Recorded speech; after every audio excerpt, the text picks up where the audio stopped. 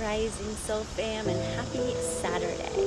So today we have the sun in Virgo and we have the moon in Taurus, and we are navigating Gene Key 59, which is the shadow of dishonesty, the gift of intimacy, and the city, our divine expression of transparency. And it's so interesting to think about our early childhood dynamics.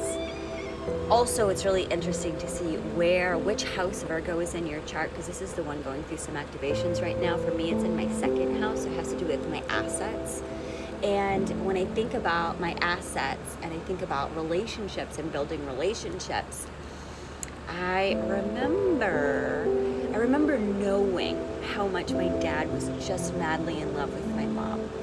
And I remember knowing how much my mom just didn't have that for my dad. She just had a little bit of that wandering eye that said, I love him, and I'm just gonna have a little bit of tabs open over here. And it seemed so subtle and minor, but as I grew up, I kind of watched how those tabs created more space between her and my dad. And sometimes they thought about divorce, sometimes they had really romantic periods of time, but there was always just that little bit of, I would say, mistrust with my mom, or let me keep this tab open in case this one can provide me for something that this one can't. And I remember being really confused about relationships because of that, because I saw somebody go all in and I saw somebody else say, let's keep a tab open.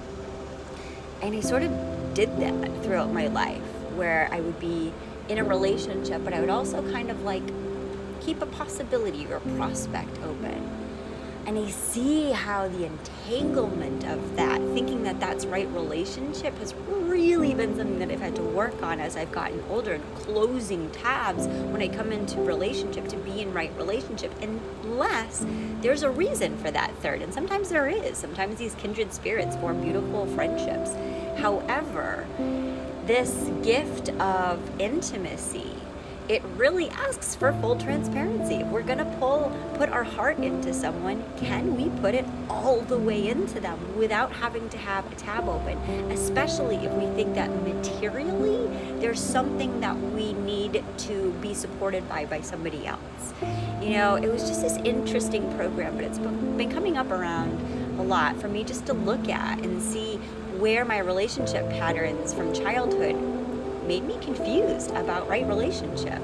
And so, this message comes through today with love and grace and compassion as we are awakening to these things and untangling the karmic patterns we had adopted or seen projected out by our family. So when we really want to be transparent in relationships, this means we gotta be fully intimate. We going to let others see us through radical, authentic communication.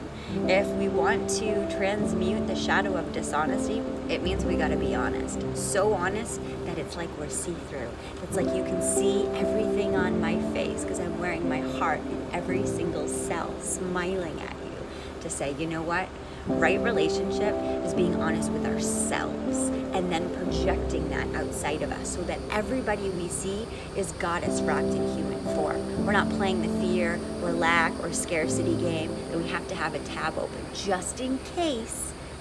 We don't need just in case. Let's be honest, let's be true, and let's be committed to the sacred union within 100%, fully hearted.